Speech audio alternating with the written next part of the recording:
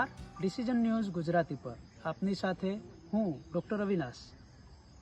ખાસ કરીને અત્યારે વરસાદી માહોલ છે અને વરસાદી માહોલમાં દરેક આખા ગુજરાતના જળાશયો ઉભરાઈ રહ્યા છે. ત્યારે નવસારી જિલ્લાનું અને ખાસ કરીને વાંસદા, ખેરગામ અને ગંડેવી જેવા 3 તાલુકાના ખેડૂતોને સાંકળી લેતું કેલિયા ડેમ જળાશય, કેલિયા ડેમને જે તરીકે ઓળખાય છે, જે ખેડૂતોની જીવાદોરી સમાન મનાય છે, તે ઉભરાયું છે અને નવા નીરના વધામણા કરવા માટે કાલથી જ લોકો અહીંના જે અધિકારીઓ હતા એમણે પણ વધામણા કર્યા છે અને અહીંના જે સ્થાનિક લોકલ નેતાઓ છે એમણે પણ નવા નીરના વધામણા કર્યા છે.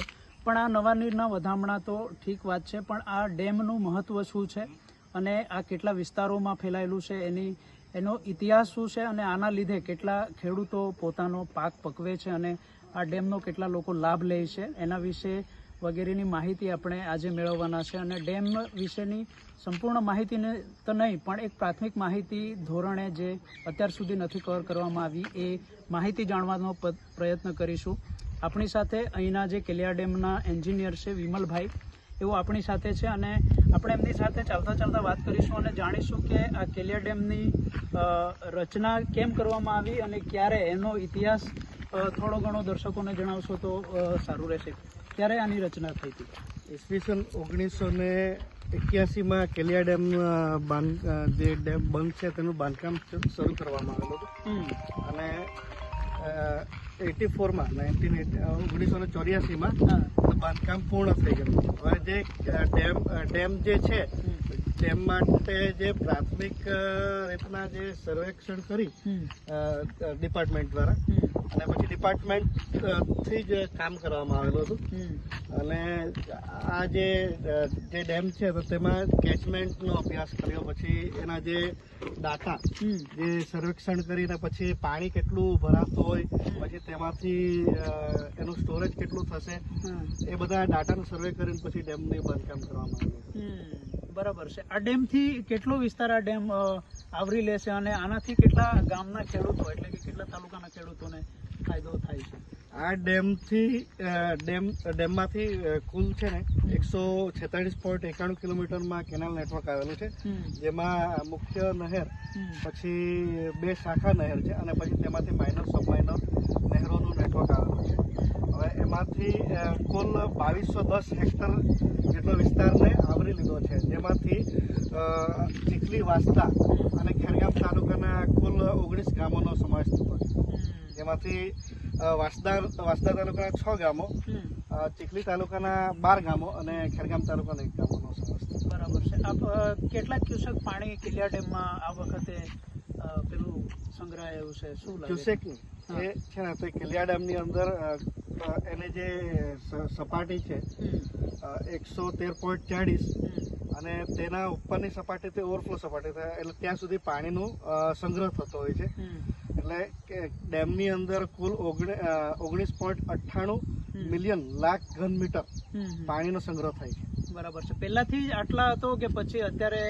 ના, પહેલા કેટલો થતો હતો? પહેલા 18.10 લાખ ઘન મીટરનો સંગ્રહ થતો હતો.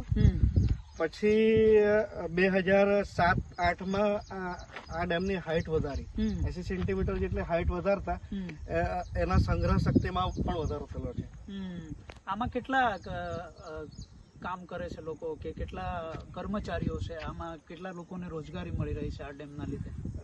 ડેમ જ્યારે બન્યો હતો ત્યારે ડેમ કેવું કે ડિપાર્ટમેન્ટના માણસોથી મતલબ હતું અને તેમાંથી ઘણા બધા આ ડેમનું આખું ડિવિઝન હતું એમ. પણ પછી વર્ષો વખત જતા પછી જરૂરિયાતના હિસાબે પછી એ ડેમનું માત્ર પછી એક સબ ડિવિઝન જ કાર્યરત છે હવે.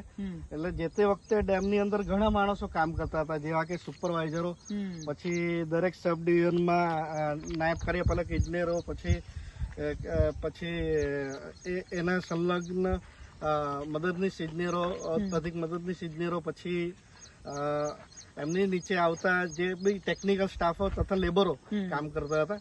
પણ પછી હવે ડેમ મતલબ કે જે રીતના જરૂરિયાત પ્રમાણે પછી માત્ર હવે એક સબ ડિવિઝન જ કાર્યરત છે, જેમાં જે જૂના માણસો છે હમ. તે કાર્યરત કરે છે. બરાબર છે. એનું મેન્ટેનન્સ કેવી રીતે થાય છે સર? કેવી રીતે એનો અહીંના જો કર્મચારી છે એને પગાર મળે છે, પછી આ ડેમનો માટે કંઈક સમારકામ કરવું હોય કે નેર જે જાય છે ડેમની એનું સમારકામ કરવાનું હોય તો એનું મેન્ટેનન્સ કેવી રીતે તમે કરો છો? મેન્ટેનન્સ જરૂરિયાત પ્રમાણે કરવામાં આવતું હોય છે. જેવું કે માની લઉં કે આ વર્ષો જૂની નહેર બનાવવામાં આવેલી, આ જે ડેમ બન્યો તો 1996માં નહેરોનું કામ કરવામાં આવેલું હતું. અને ત્યાર પછી જે જૂની બધી નહેરો હતી તો તે નહેરોમાં પછી સરકારશ્રી દ્વારા નહેરોનું નવીનીકરણનું કામ કરવામાં આવ્યું. ને તે જે કઈ બી કામ કરવામાં આવતું તે ઓનલાઈન ટેન્ડર થ્રુ કરવામાં આવતું. અહીંની જે સ્થાનિક લોકલ કોન્ટ્રાક્ટરો છે એમને નથી આપવામાં આવતું, ડાયરેક્ટ સીધું ગાંધીનગરથી જ પેલું થાય છે. બરાબર. એટલે અત્યારે જે કામો થાય છે એ સ્થાનિક લોકોને નથી મળતા, સ્થાનિક કોન્ટ્રાક્ટરને જ્યાંથી એવું નથી. એમાં ઓનલાઈન ટેન્ડર ની તો પ્રક્રિયા ખબર જ છે કે એ ઓનલાઈન ચડતું હોય છે. અને પછી જે રીતના સરકારના નીતિ નિયમો હોય છે, જે સરકારને જેવી રીતના પેલું નીતિ નિયમ પ્રમાણે પછી એનું કામ આપવામાં આવતું. ખેડૂતોને આ પાણી જયારે તમે આપો છો ત્યારે કેવી રીતે એમના પર કોઈ ચાર્જ વસૂલો છો કે પછી કેવી રીતે સરકાર? એવું નથી. ખેડૂતોને જયારે આપણે પાણી આપતા હોઈએ છીએ તો ત્યારે આ જે કેલિયા સિંચાઈ યોજનાની અંદર પાણીનું વિતરણ કરવા માટે મંડળી બનાવેલી છે. ડેમની માંથી જે નીકળતી નહેરો દ્વારા મંડળી થ્રુ પાણી આપવામાં આવતું, અને જે પાણીનું આપણે રોટેશન નક્કી કરવામાં આવતું હોય છે તો તે મંડળીઓની સાથે મળીને આપણે પાણીનું રોટેશન નક્કી કરતા હોય છે. બરાબર છે. આ જે આખો ડેમ આજે ભરાયો છે એ ખેડૂતો માટે આનંદની લાગણી તો હશે જ, પણ આ પાણી કેટલા સમય સુધી ખેડૂતોને લાભ અપાવશે કે પછી કેટલું થશે? આ પાણી આપણે મે મહિના સુધી, અડધો મે મહિના સુધી પાણી ચાલતું હોય છે. અને ત્યાર પછી આપણે જે ડેમની અંદરનું પાણી છે તે પીવાના પાણી માટે રિઝર્વ રાખતા હોઈએ છીએ. બરાબર છે.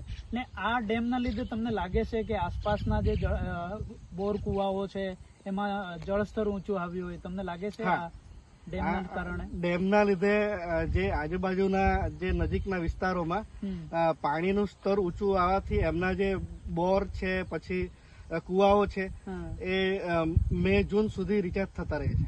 એટલે એના લીધે કેવું કે એમને ખેતીમાં પણ સારું પડે છે અને જે પીવાના પાણીની બી તકલીફ ઓછી પડતી હોય છે.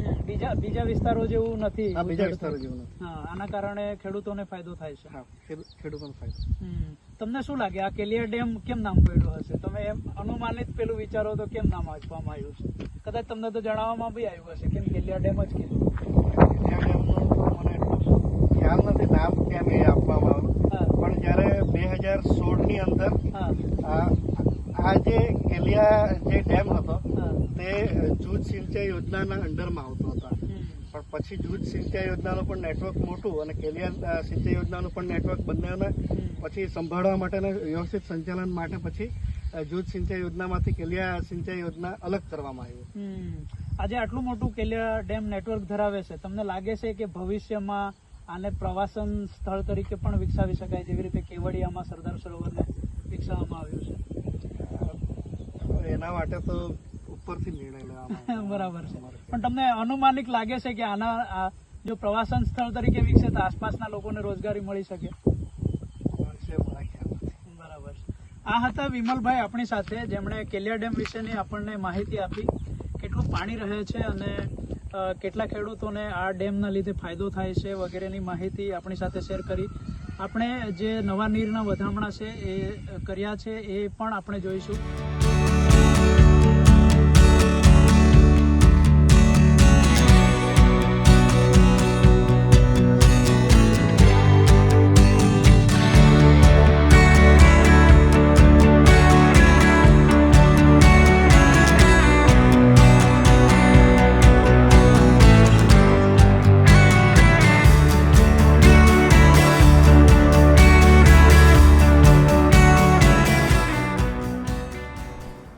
વાંસદા તાલુકાના કેલિયા ગામ ખાતે કેલિયા ડેમ જ્યારે ઓવરફ્લો થયો છે ત્યારે ભારતીય જનતા પાર્ટી અને અમારા ભારતીય જનતા પાર્ટીમાં ચૂંટાયેલા હોદ્દેદારો તથા સંગઠનના બધા મિત્રો સાથે મળીને અમે જે નવા નીરના વધામણા કરવા આવ્યા છે કેલિયા ડેમથી વાંસદા તાલુકો, ખેરગામ તાલુકો અને ચીખલી તાલુકોના ઘણા બધા ખેડૂતોને લાભ થાય છે.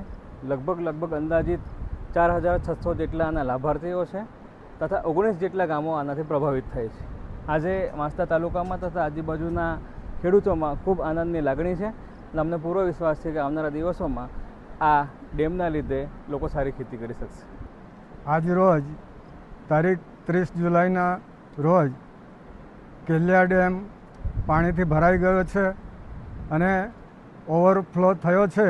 એના માટે નવા નીરના વધામણા માટે આમ તો અહીંના સરપંચશ્રીઓ, ગામ આગેવાનો અને વિસ્તારના ખેડૂત ભાઈઓ પ્રતિ વર્ષે નવા નીરના વધામણા કરતા હોય છે.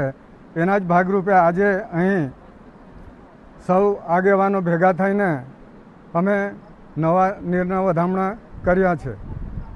આમ આ કરવા પાછળ લોકો ખરેખર ખૂબ ખુશ છે, કારણ કે ડેમ ઓવરફ્લો થાય પછી અહીંના નદીઓ, તળાવો હોય, કૂવા હોય કે બોર હોય એ ચોક્કસપણે રિચાર્જ થતા હોય, એટલે અહીંના ખેડૂતો ખૂબ ખુશ છે.